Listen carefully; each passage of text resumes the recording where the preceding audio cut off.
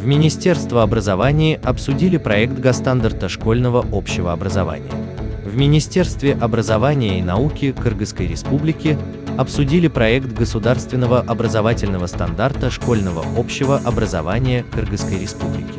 Согласно статье 5 Закона Кыргызской Республики об образовании, в Кыргызской Республике устанавливаются государственные образовательные стандарты на все уровни образования.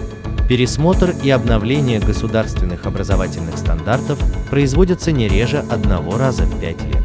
На обсуждении заместитель министра образования и науки Кыргызской Республики Надира Джусубекова отметила важность и своевременность пересмотра госстандарта и особо обратила внимание присутствующих на цели и задачи данного документа и его роль в системе школьного ОБ.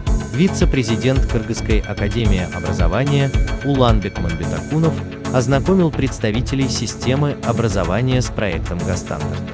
В своей презентации он отметил, действующий стандарт был принят постановлением правительства Кыргызской Республики номер 403 от 21 июля 2014 года.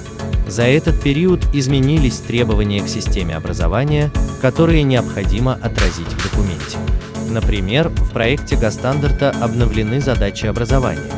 В задачи образования, отраженные в проекте госстандарта, были включены создание максимально благоприятных условий для выявления и развития творческих способностей каждого учащегося, воспитание в нем трудолюбия и высоких нравственных принципов, формирование навыков самообразования, самопознания и саморазвития личности, а также обеспечение соответствия воспитания в системе образования традиционным культурным, духовно-нравственным и семейным ценностям, условия для физического, психического, участники обсуждения высказали свои пожелания и конкретные рекомендации, которые также были включены в проект документа.